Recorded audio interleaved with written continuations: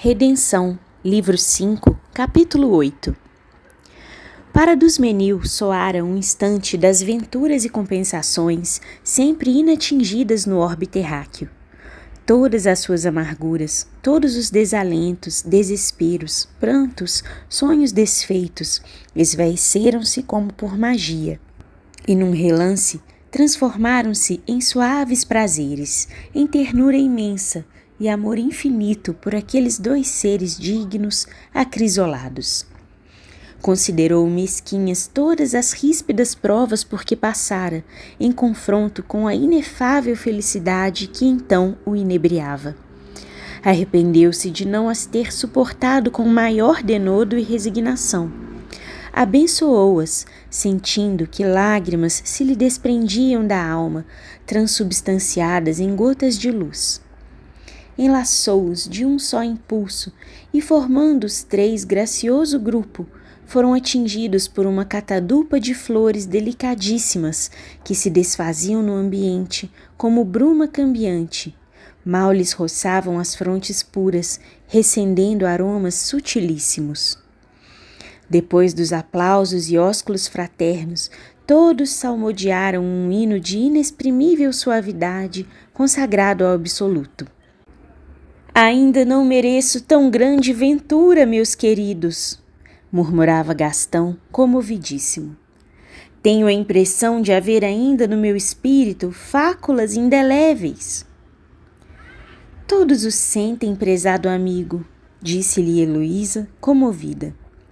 Porque a alma recém-liberta da matéria, depois das ásperas refregas para a conquista da redenção, conserva a reminiscência dos crimes perpetrados durante séculos, que deixam vestígios nos seus mais profundos refolhos, até que, sob loção de preces veementes, de todos se dissipem. Mas olvidemos os episódios dolorosos do passado para só nos lembrarmos do incriado que nos reuniu doravante por todo sempre. Unamos às vozes celestes as vibrações de nosso espírito redimido. Sejamos reconhecidos a quem nos concede infinitas graças e estende-na a mão augusta de majestade suprema para salvar os náufragos da dor, os que emergem no infinito oceano das dores inomináveis, nos prélios terrenos. Os três, ainda de mãos dadas, achavam-se em frente à tribuna do parlamentário divino, cuja hierarquia espiritual sobrepujava a dos assistentes pelo esplendor das vestes como que incendiadas de um plenilúnio interior.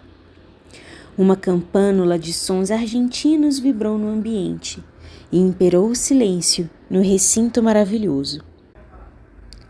Com voz grave, mais parecendo modulação de instrumento melodioso, o fulgurante tribuno iniciou a sua oração, que, traduzida em linguagem planetária, tornar-se-ia inexpressiva e sem vigor, à falta de ressonância, qual se fosse uma partitura de Rossini, nota, compositor italiano do romantismo, célebre autor de óperas, de 1792 a 1868. Fim da nota. Executada em instrumentos sem fibras sonoras.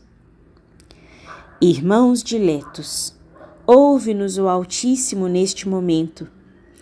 Anda sua alma radiosa esparsa neste ambiente, metamorfoseada em aroma suave, em maviosidades excelsas que nos penetram docemente o íntimo, causando-nos uma sensação de paz e ventura inefáveis, jamais percebidas enquanto nossos espíritos se rojavam pelos tremedais do vício que nos afastava dele a distâncias imensuráveis.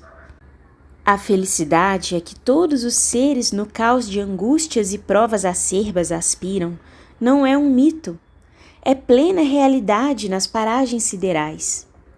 Dela não gozam os que ainda estão avergados ao peso das tribulações inelutáveis e remissoras. Não a desfrutam os que não cumprem austeramente os seus deveres, transgredindo-os, maculando a alma com a vasa dos sentimentos malsãos. Fruem-na somente os libertos do mal, como águias reais que estivessem enjauladas durante séculos, mas, ao dealbar de mirífico arrebol, livres do cárcere sombrio, se librassem em plena amplidão. Sentem-na os que cumpriram com lágrimas, sacrifícios, desvelos, os mais penosos encargos.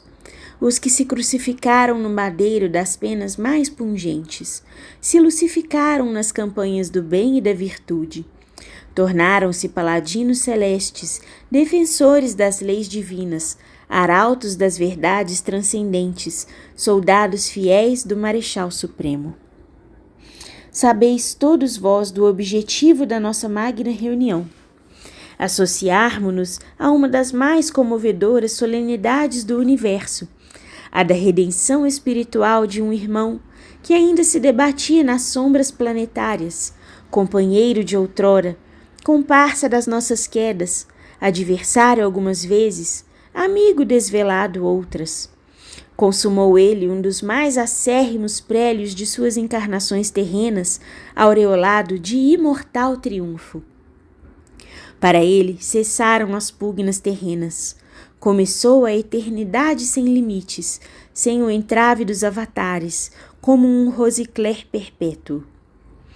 Deus, na sua onisciência absoluta, houve por bem criar os seres humanos com todas as faculdades anímicas, que eu denomino negativas e positivas, estas simbolizando o bem, aquelas o mal. Podia fazê-los puros, inteligentes, infalíveis, mas, se assim fosse, como conquistariam o mérito para serem galardoados? Que general promoveria um guerreiro inativo que nunca houvesse pelejado nem praticado um ato de bravura? Como adquirir conhecimentos antagônicos ao mal, senão realizando feitos de benemerência em luta com as iniquidades?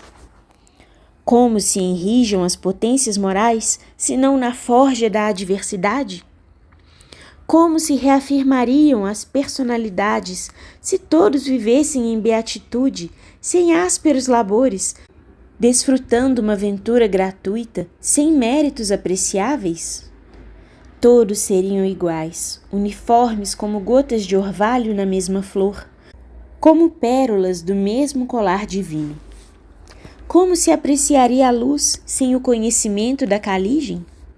Como se deleitariam eles com o repouso, sem as fadigas do labor?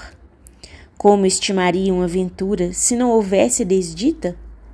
Como desejariam a união, se não houvesse a pungitiva saudade, as agruras da separação?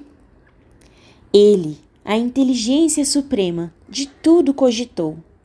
É mistério a peleja com os vícios, as paixões funestas, com o rigor do inverno, a canícula do verão senegalesco, com a dor, a perversidade, para que a têmpera da alma, como a do aço submetido a temperaturas extremas, se torne tenaz e adquira penosamente os tesouros da virtude, apurando os sentimentos, engenhando agasalhos, fabricando pão, saneando cidades, aniquilando instintos dissolutos, se nobilite, torne-se inquebrantável, se quintessencie, se angelize, para merecer a dita de desfrutar a paz da consciência, a bonança espiritual nas mansões sidéreas, junto dos entes idolatrados que, no transcurso dos evos, se tornaram dela inseparáveis.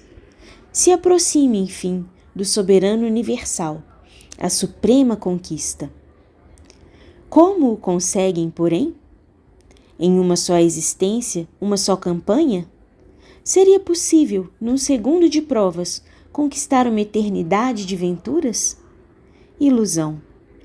O ser humano é criado com a imortalidade, herança divina do elaborador de todos os portentos do cosmos. Podia ele fazê-lo puro e impecável, mas assim não procedeu, porque desse modo nunca seria valorizado o esforço. Não haveria seleção entre os que cumprem ou não, austeramente, os seus encargos planetários. Nunca seria galardoado o mérito. É mistério haja luta, abnegação, sacrifício, aquisição penosa da virtude, para que as almas se adestrem, se aligeirem, se imunizem contra o mal, se eterizem e façam jus a missões redentoras. Nos momentos de refregas tenazes, nas batalhas da adversidade, todos maldizem o infortúnio, mas, quando lhe reconhecem o valor, não podem deixar de tributar-lhe um culto sincero. Nós, os comparsas dos tiranos, os perversos, os conspurcados, os injustos, os traidores, os perjuros dos milênios passados, somos os asveros dos pântanos, que ascendemos às regiões luminosas do dever. Libertos do mal, não ficamos inativos, mergulhados no leite da beatitude. Nota: na mitologia, um dos rios dos infernos, cujo nome significa esquecimento. As sombras dos mortos bebiam de suas águas para esquecerem os males e os prazeres da vida terrena. Fim da nota. Continuamos a luta, laborando sempre, tornando-nos úteis aos desventurados, sustentando-os pelas vestes rotas à beira dos sorvedouros do crime, do pessimismo, do ateísmo. Sublime e árdua a missão dos convertidos do bem. Dia a dia aumentam as responsabilidades à proporção que eles progridem. Não desanimam, porém. Recebem reforços de todos os quadrantes do universo. Novos paladinos reúnem-se aos veteranos da virtude.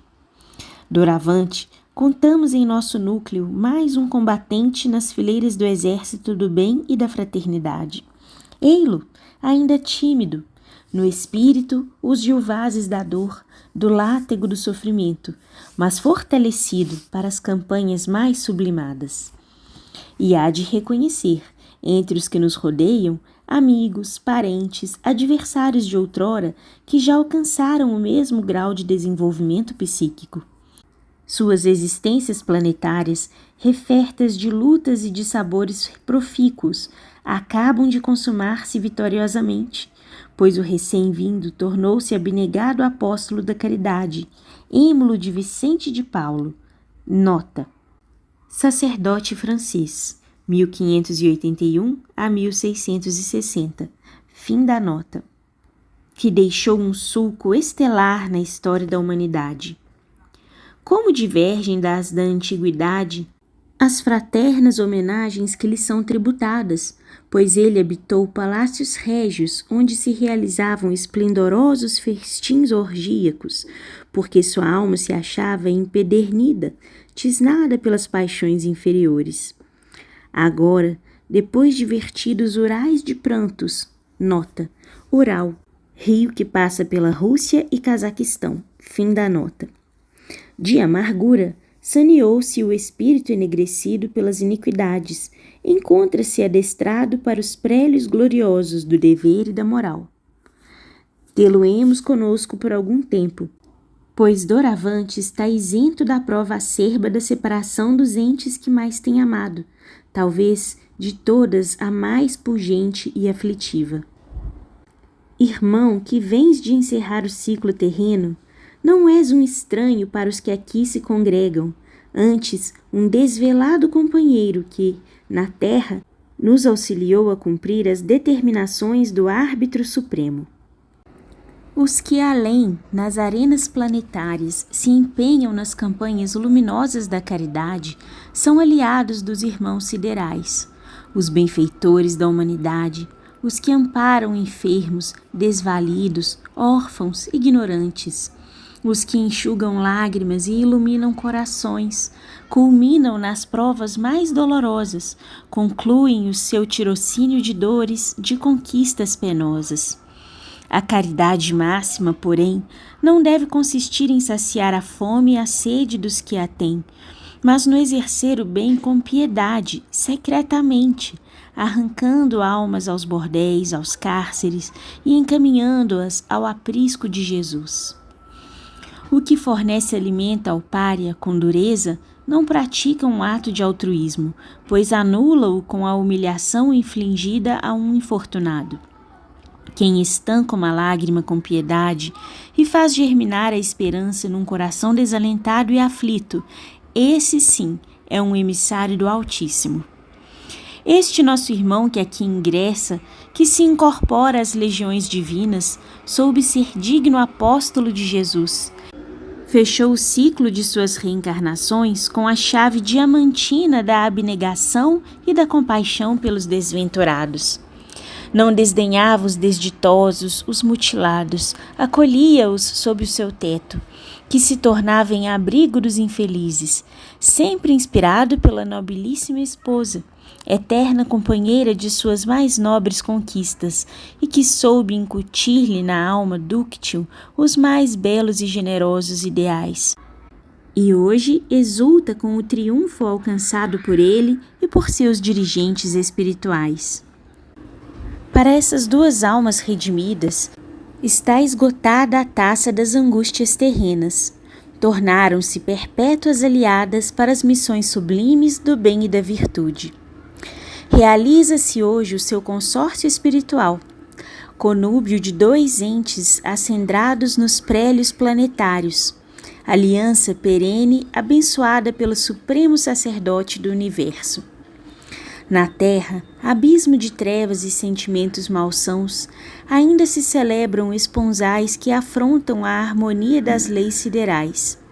São conchavos de interesses em que imperam às vezes a concupiscência e a cobiça. Elegem consortes atendendo quase exclusivamente à plástica, aos haveres, à posição social, colimando o desfrute de gozos materiais. Raros os que buscam um consórcio de labores domésticos, um desvelado consorte que compartilhe dos seus júbilos e das suas desilusões, um ser amigo que lhe conforte o coração nos dias tormentosos, que sorva na mesma taça o absinto das provas aspérrimas. Os enlaces em que não predominam afinidade de sentimentos puros, concórdia, honestidade, fidelidade mútua, desfazem-se ao primeiro embate das paixões, ao primeiro sopro da adversidade, esfacelam-se como elos de cristal arremessados à rocha. Os lares quase sempre são conspurcados pelo perjúrio e pela perfídia, quando não têm, para os defender, a falange invicta da lealdade, comandada pelo amor e pela virtude, generais supremos dos corações amantes e nobres e vulneráveis à traição. Dois entes, unidos unicamente por interesses condenáveis, ligam apenas os corpos, mas suas almas se repelem como polos isônomos. As convenções sociais os acorrentam em ergástulos de bronze escaldante, os obrigam a representar a farsa ou tragédia do amor conjugal, mas no íntimo de ambos há um caudal inextinguível de repulsa, hipocrisia, desgosto. Separam-se às vezes odiando-se mutuamente. Têm recíprocas recordações que os pungem como víboras ígneas, e muitas vezes se trucidam na própria mente que as gerou, quando não o fazem ao próprio corpo com armas homicidas. Seus lares quase sempre são derrocados e seus descendentes, se os há, desditosos que se lançam à senda do crime ou do prostíbulo. Raro o consórcio em que os nubentes são levados por sentimentos afetivos, espiritualizados. Consórcio esse que liga as almas eternamente, unidas ombro a ombro, levando ao Gólgota da redenção o madeiro esmagador das provas cruciais. Constituir um lar, um fragmento do céu na terra, um farrapo de luz nas sombras planetárias, um paraíso em miniatura, um pequeno reino para dois elementos soberanos, seja modesto ou confortável, impulsionados os nubentes por pensamentos dignificadores, e onde sejam acolhidos com ternura os que pairam nos planos espirituais, atraídos pelo ímã dos corações amantes, por se tornarem filhos estremecidos, ovelhinhas que devem ser norteadas ao redil de Jesus, mediante ensinamentos profícuos, lapidando-lhes o diamante dos sentimentos, educando-os e tornando-os úteis à coletividade, é conceber e realizar um dos mais sublimes escopos humanos. Conjugam-se, assim, espíritos afins, que no transcurso dos evos se vinculam indissoluvelmente e realizam feitos inolvidáveis de amor e devotamento. Para esses não há maior tormento que o da separação, e para conquistar a sua união perpétua, suportam serenamente os mais tremendos martírios, porque para eles nada mais desolador que a ausência material dos entes idolatrados. O lídimo amor é a amálgama de duas almas, que dir-se-ia se permutam nos corpos que as encerram, ligam-se por laços luminosos que as põem em contato onde quer que estejam.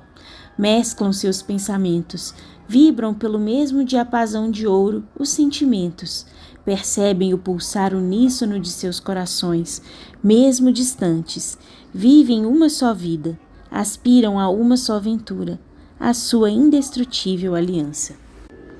São esses os espíritos gêmeos que, no defluir da eternidade, cumprem as mesmas missões dignificadoras, caminham par a par no carreiro das existências planetárias, sofrem os mesmos infortúnios, vertem os mesmos prantos, forjando assim, com o perpassar dos decênios, os elos sacrossantos das afeições que os angelizam e arrojam aos páramos estrelados, num só impulso, num surto veloz de condor divino, achando estreito o cárcere terreno para expandir o seu amor infinito. Estes irmãos diletos que hoje celebram o seu eterno consórcio, almas recém-chegadas das regiões planetárias, andorinhas redivivas que deixaram as ríspidas invernias terrenas buscando a intérmina primavera celeste, concluíram seu estágio doloroso, diplomaram-se no areópago do sofrimento e da virtude, e agora se ligam perpetuamente para, juntos, realizarem tarefas superiores.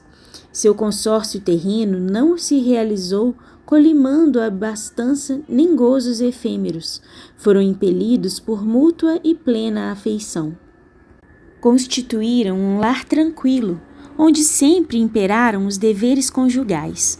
Ai deles, porém, que tinham a resgatar tenebroso débito contraído em época em que pareciam estar fora dos códigos divinos, ocupando situação preponderante na sociedade, invejados, arquipotentes, temidos, execrados. Cegava-os então a cobiça das posições culminantes, e para saciar desejos imoderados, não trepidaram no imolar um afeto ilibado, no destruir e esfacelar corações amantes. Para que, porém, sondar o oceano cavo do passado com o escafandro das recordações acerbas?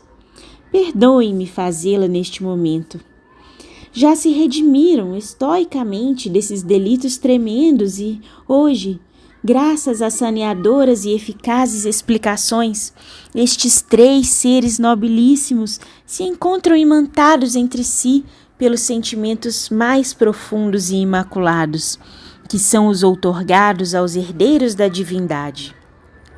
Heloísa, nossa intrépida irmã, passou por uma das mais árduas provas, dessas que só as vencem almas já enrijadas no bronze invulnerável da virtude, a fidelidade.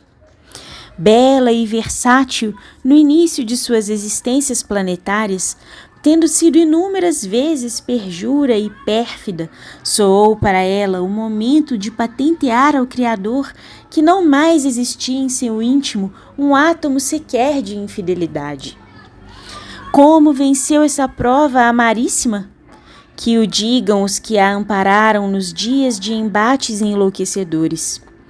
Coração terníssimo de mãe e de esposa impoluta, teve-o trespassado pelo dardo envenenado e ardente da calúnia e da desonra. Viu a alma dilacerada, derruídos o lar honestíssimo e todos os seus anelos, mas não transgrediu nenhum dos deveres conjugais, sorveu até a derradeira gota a taça das amarguras. Não menos digno o nosso desvelado irmão Marcos ou René, que com abnegação extrema foi o hífen de ouro que agrilhoou eternamente os corações de dois esposos fiéis, de duas almas redimidas pelo amor santificante. O passado, pois, como um báratro infinito, tombou no sorvedouro da eternidade.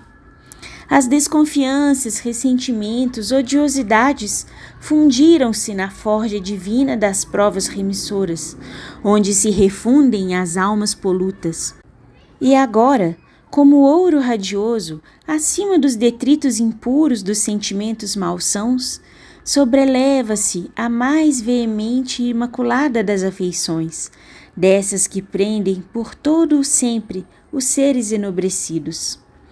Jamais seus espíritos se desligarão, magnetizados pelo mais cândido e profundo amor. Juntos ascenderão ao foco radiante que alumbra o universo.